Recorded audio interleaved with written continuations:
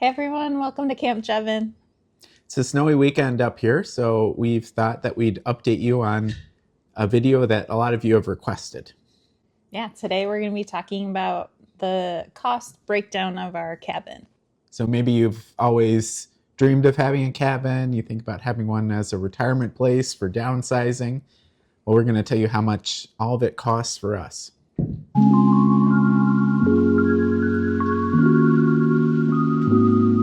I'm Devin.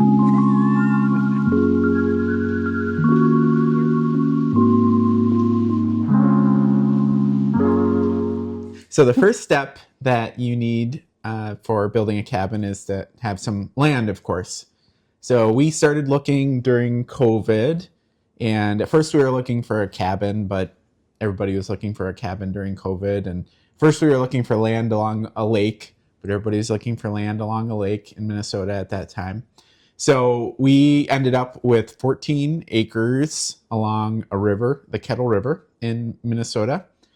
Just a beautiful piece of land. As soon as we saw it, we fell in love with it. And it's a mix of about 3 acres of a field, and then the remainder of the 11, 12 acres are wooded along the river. It's a long piece of property, so about 2,000 feet of frontage along the river, and it came with a number of trails that had already been cleared. So really a perfect land for us and our dogs. Yeah. How much did we pay for it? Yeah, we were able to get this piece of property for $80,000. So we were pretty happy with that price. Yeah. And again, it's during COVID, so prices were elevated, but land is generally kind of expensive in this part of Minnesota. When we purchased the land, it was actually 2 parcels that were split during the sale. So the previous owner had a house and a number of acres that are just north of us, and then this other land that was split from that. And so there wasn't actually any legal driveway approach. There was kind of a little path that we could drive down, but we soon realized that we were going to need to put in a driveway. We are off a state road, so we found that we needed to go to the Minnesota Department of Transportation to get our permit. So more learning about, are you on a county road, are you on a town road, or are you on a state road? So we applied for a permit from the Minnesota Department of Transportation, and we had to pay a $500 deposit for that, so that in case we screwed anything up and they needed to come and fix it, they would be able to do that. Yeah, so then we hired somebody to help us bring in a bunch of fill. So we actually live across the street from some gravel pits. So gravel is not hard to find around this area. And so he came in and leveled off the entire driveway. And that costs about $4,000 total. So along with the driveway approach, we also put in a leveled pad for a shipping container. So we decided instead of building a garage, we would purchase a shipping container, since we weren't going to be up here all the time, and it's very secure. We'd be able to put things in there and not worry about people breaking in and stealing stuff, or mice getting in there and chewing up all the wiring on like our tractor. So for a pad and a relatively new shipping container, we paid $6,800. Yeah, and I feel like that was like a really good deal to us, because we had looked into some estimates on like how much an actual garage or like a pole barn or something like that would be to build, and they were like minimum $45,000, which seemed really expensive. So to get a shipping container that is super secure for $6,800 was a great deal for us. Yeah. And right now we placed it one place in our property. We might want to move it at some point. So you can't move a pole barn, but you can move a shipping container. Yeah. Next, we needed power. We have an electric car, and we also had an RV that we wanted to hook up while we were camping here. And so we got electrical hookups. We paid about $750 for the power company to run power from the actual power pole to the transformer. And then the initial electrical hookups, like I said, for that car charger and the RV charger was about $3,150. So in total, about $3,900 for initial electrical hookups. And we ended up using that for about 2 years. So we definitely got our money's worth out of it before we actually got more electrical connections for the actual cabin. Yeah, we were pretty lucky. The power runs just down the road, and so they didn't have to run it too far. They ran it underground, so it goes from, they actually replaced the pole, but it runs underground, so we don't see it necessarily on our property. And so it wasn't that expensive compared to some people who have to put in multiple poles, and it ends up being many more thousands of dollars. Great. So next is really kind of the land preparation and tree removal. We had about 7 aspen trees that were kind of in the range of, if they fell over, they would fall on the cabin where the cabin's going to be. And so we had someone come in and cut those trees down. They ended up cutting them in a way that we can chop them someday, in the next couple of years for our wood stove. So that's exciting. We kept the wood. But they did mulch all of the branches and kind of some of the other dead trees that we had cut down. They did a great job with the trees. They were just a bit taller than we wanted to take out. And some of them were rotten. So really needed someone to climb up there and cut them down in pieces in order for it to be safe. We also paid for some excavation. So obviously leveling out the piece of land where the actual cabin's going to sit. And so that ended up costing about $4,800. The tree removal was about $1,800. So in total, about $6,500 for the land preparation. So next we have the permits that we needed to get in order to start building. So we had a building permit, a septic permit, and other things we kind of had to pay for with the county here in Minnesota. So total for permits, we spent about $1,500, which was great. I thought we would be paying a lot more than that. Here in the rural part of this county, some of the permitting is less restrictive than other areas. So while you need a building permit, we didn't need to have any part of the building inspected except for electrical. So, and that was all, I think, done through pictures, sending them to the electrical inspector. So that's probably different than other areas, but that was something that was easier for us. So once we had our land and the approach, we knew that we were ready to start on the cabin process.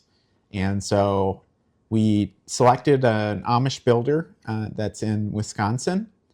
And I think if people are interested, we can have a video on all the research that I did on the various Amish builders who we met and how we ultimately selected this one. So let us know if you're interested in that.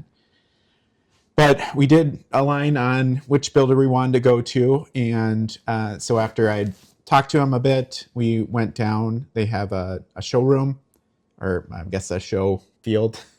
So we saw some of the cabins that they had there, and we can show you some video of that. And then we met with the builder and decided on the plans that we wanted and the add-ons.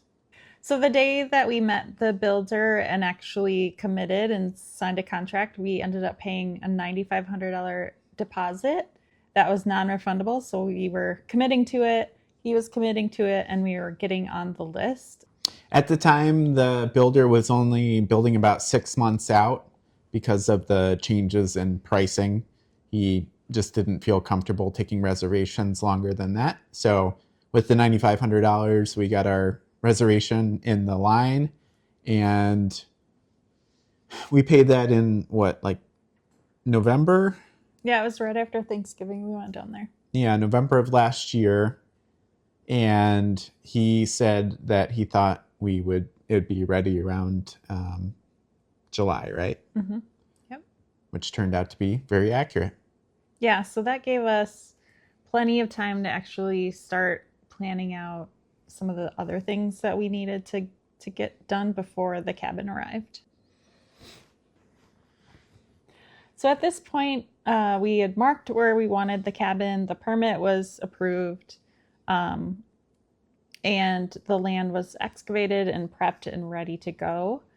And so the next step was the foundation, and we decided to go with a crawl space with ICF walls for the foundation.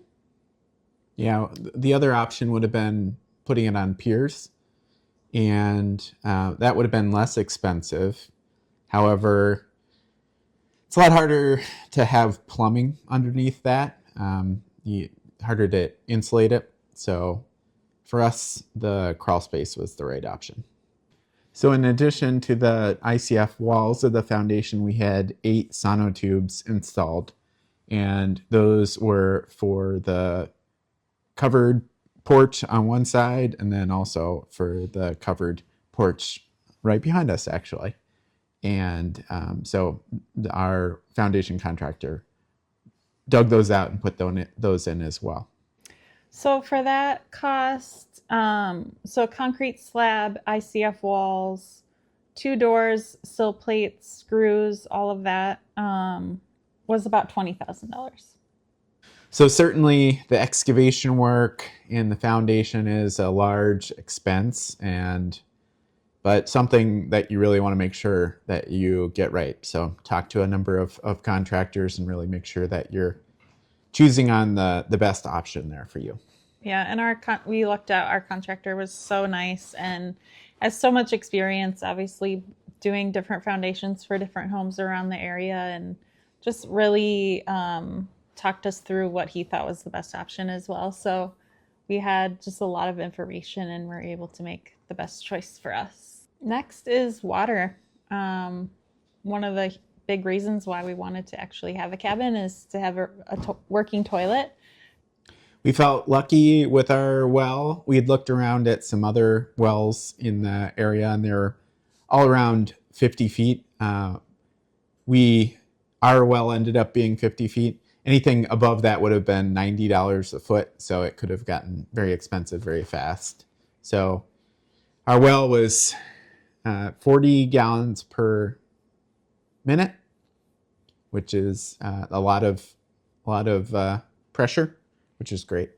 And they ended up putting in 2 screens because it was pretty sandy around here, to kind of filter out some of that sediment. And for the well, we ended up paying $13,000. Yeah, so quite a bit. It does include the pressure tank, the T, so some additional parts that are actually in our crawl space. The wells around here, there are just not so many people who drill wells anymore. So kind of limited options. And that's basically just the package price. So even though we didn't really need we could have gone with a 4-inch or, something smaller, that was just what we got. So we'll always have lots of water. Unfortunately, the water has a very high iron content. So it is not the most delicious water we've ever had, but we're going to be putting in a softener to help with that. We use the same contractor on our septic system as we did on the foundation.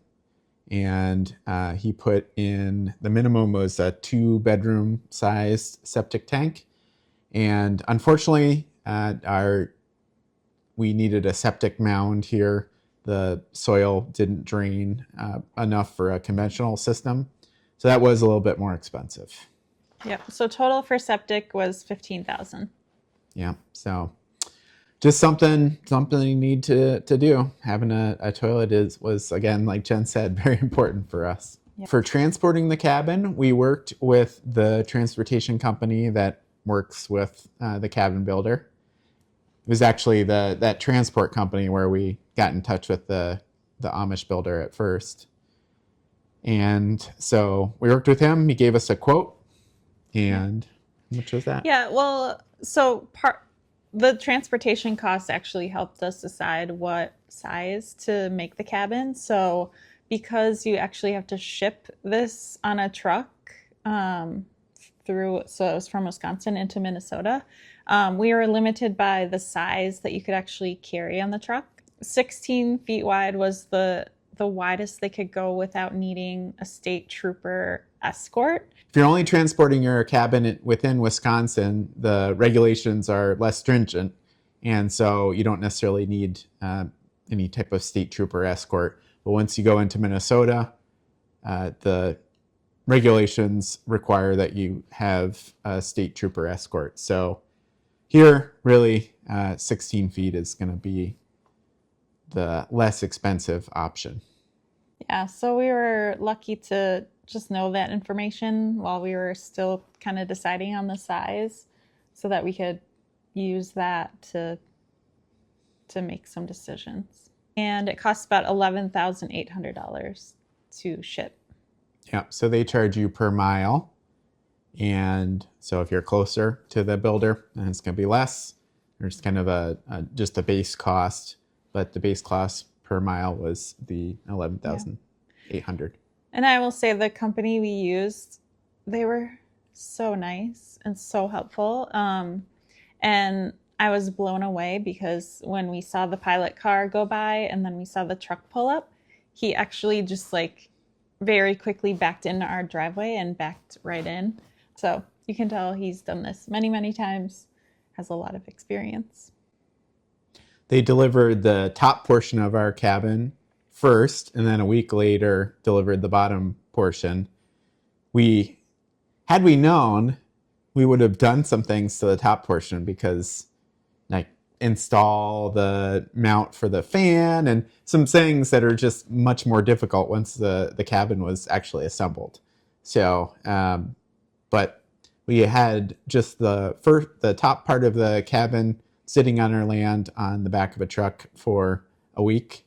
And I'm sure people driving by must have been confused about the short little cabin that we had on our land. So the next thing we had to line up for the cabin delivery was a crane. So like we've been saying, the cabin came in 2 pieces, top and bottom, and a crane is needed to pick up each piece and set it onto the foundation. And I contacted a number of crane companies. Seemed like they're all about the same cost, which is relatively expensive. But this particular crane company had worked with the transport company before when they were delivering a cabin even further north of us. So it was just reassuring to know that they had all worked together, and that made us think that there would probably be fewer hiccups. Yeah. And so when the cabin was delivered, the crane arrived about an hour beforehand. And so they set up, they have to use a bunch of counterweights to be able to lift up the weight of the cabin. And then they were there the entire day. So maybe 6 hours it took to put the cabin on. And then they were here for about another hour after that. So about 8 hours of work for the crane. And that cost about $4,200. Yeah. And so that's for a 110-ton crane. And it also comes with another truck that carries the weights, the counterweights that they have to put on. And also 2 workers. Yep. So next is the cabin. This is what you've all been waiting for. This is the exciting part, right? So on the day of delivery is when we needed to pay the remaining costs.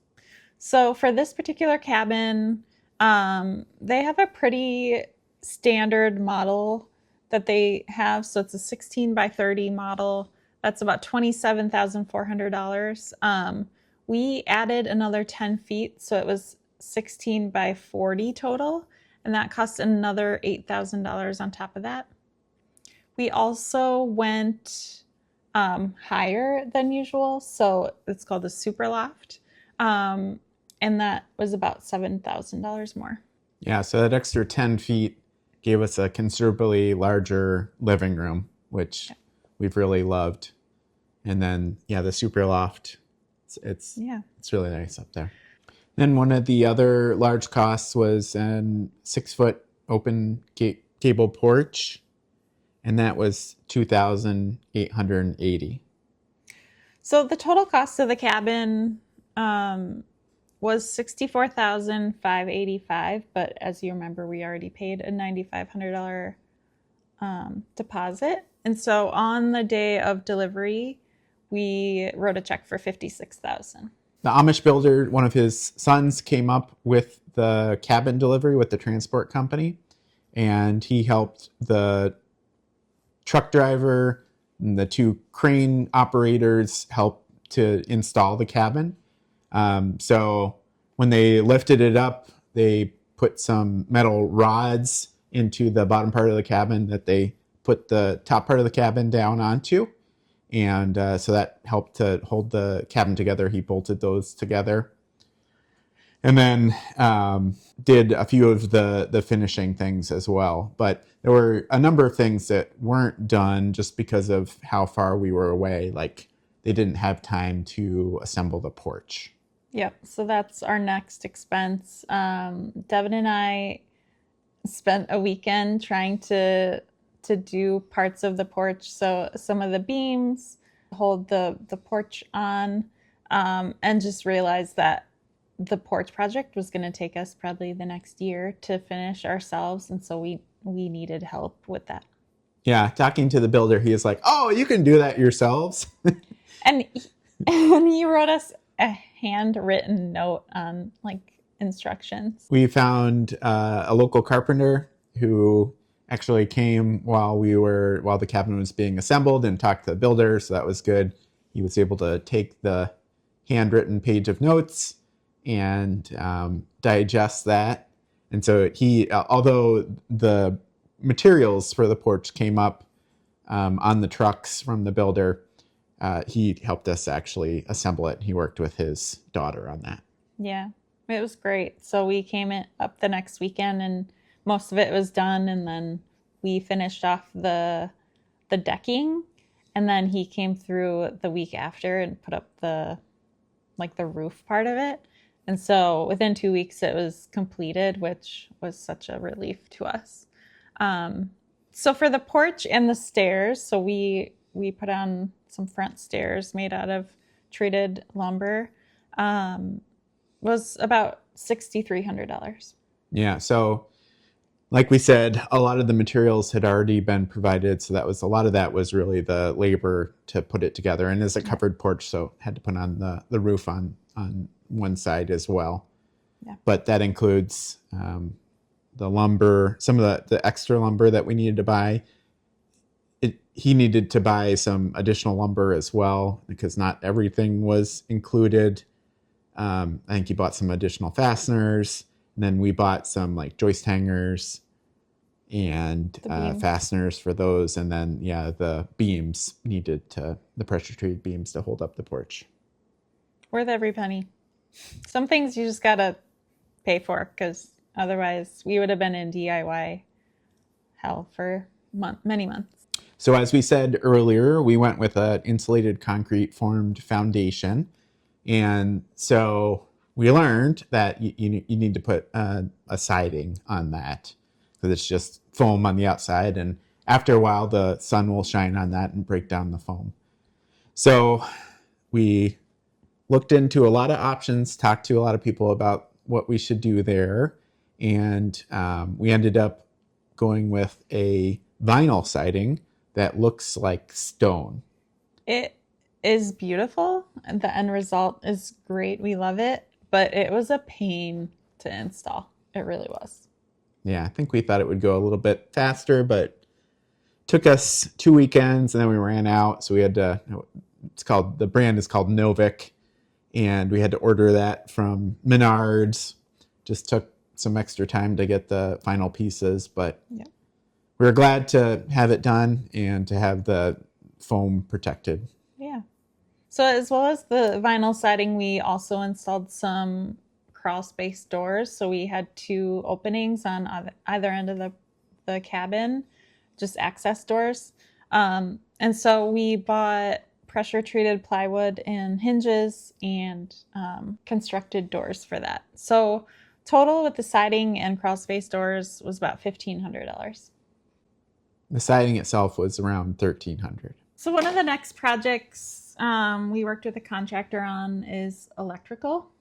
So the same electrician that had hooked up our hookups for the car charger and RV charger previously, a year beforehand, helped us install electricity in the cabin.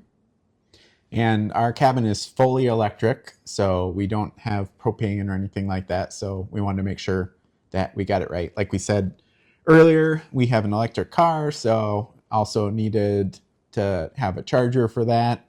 So quite a bit of electrical work for such a small cabin.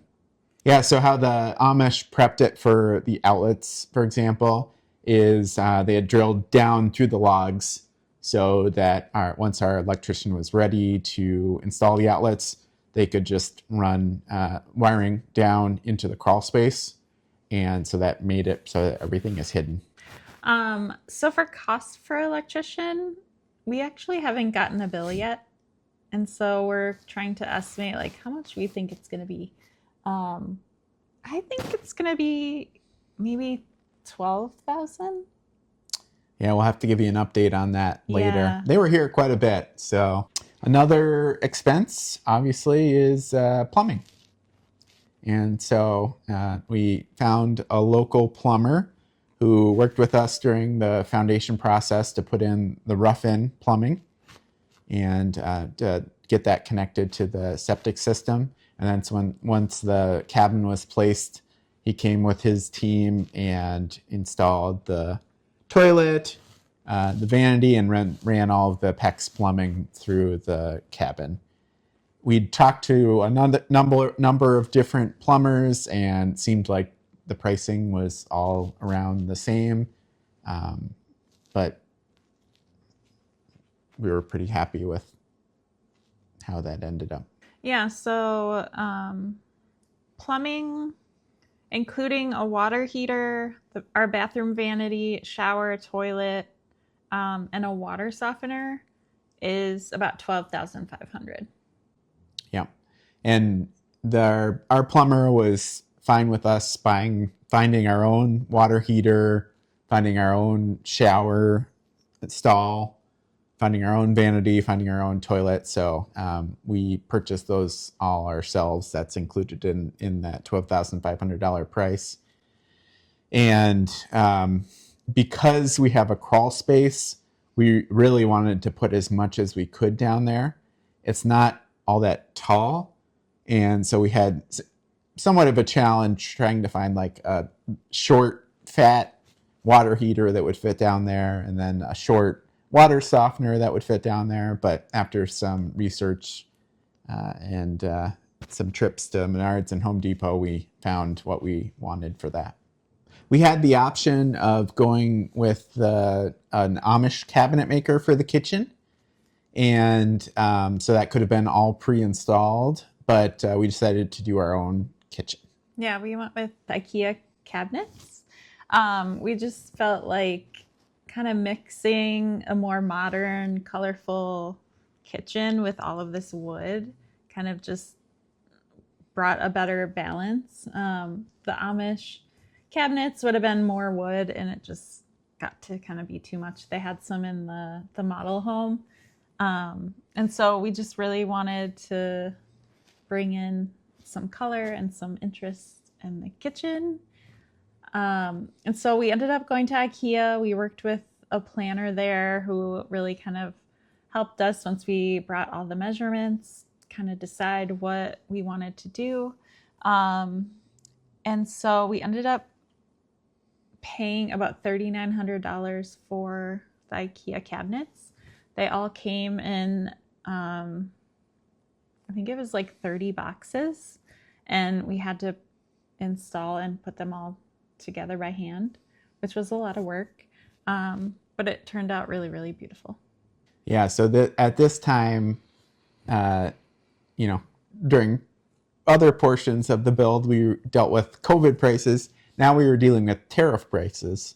And so the IKEA planners told us that the costs for the kitchen cabinets, which I think had a specific tariff on them, were just fluctuating all the time. And there was also it was hard to find some of them too. Some of the pieces were really back ordered. So Jen did a lot of work trying to locate those and get those shipped to our site here.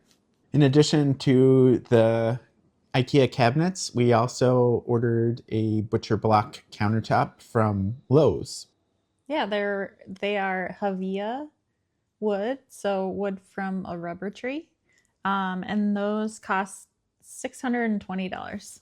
Yeah, so we picked those up at Lowe's and transported those up here and installed them ourselves. Yeah, with the help of Devin's brother, Mm-hmm. which was really great.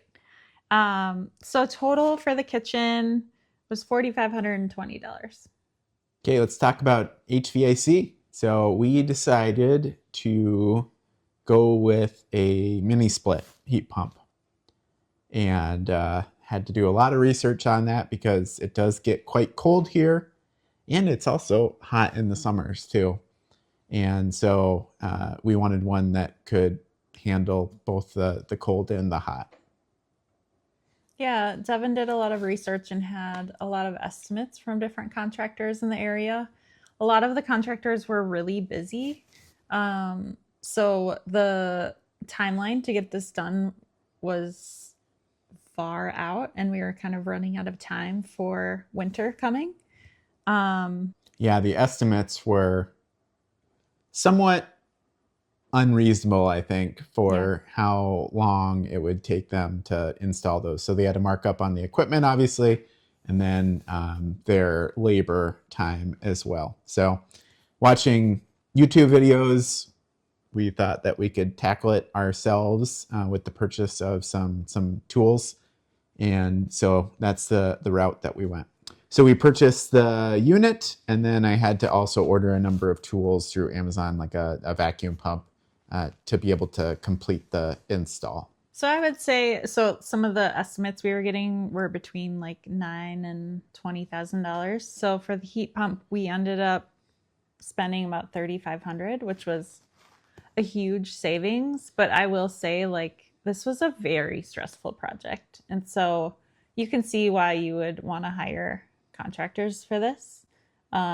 We had a couple weeks of high stress in this house.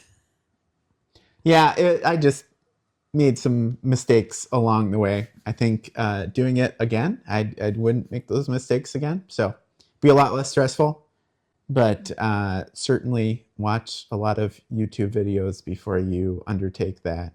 Ultimately, we're very happy with it. It's keeping us warm right now, and keeps the cabin warm even during -17 temperatures. So very happy with how it ended up. Yeah. But besides the heat pump, we have something else keeping us warm, our wood stove. Yep. And so did a lot of research and ended up selecting a Drolet Escape 1500 wood stove. We picked up the stove at a local farm fleet type store, and we were transporting a lot of things, so we had an IKEA enclosed trailer at the time. They put it in a forklift and put that into the trailer. We brought it here. We're able to put it in up on our deck using our tractor and get it installed. And once we had it installed, we actually saw that it had been used before. So a used stove. Not that that's been a problem, and they gave us a little bit of money off of it because of that. We also purchased double insulated stovepipe from Menards. Certainly that's more expensive than single wall stovepipe, but it's also a lot safer. And since we're in a house that's made out of wood, we figured we wanted to be as safe as possible with the wood stove. Yeah. So total that cost is about $1,500. Yeah. We've gotten a lot of use out of it already. Absolutely. So it also adds Just a great like atmosphere, good vibes. So those are the costs that we've recorded. We did go to Menards, Home Depot, and Lowe's probably once a week, every week for a year. So I'm sure there are costs that we forgot to include. But for our cabin, the grand total that we've spent so far has been $274,120. Yep. So that includes the land, the foundation, the excavation work, tree clearing, Driveway, permits, plumbing, electric. All of it adds up. It really does. And we're not done. Next year, we still have a few more projects. We need to stain this cabin. We need to screen in the porch. So stay tuned to Camp Jevin, and we'll keep you informed along the way. Thanks for watching.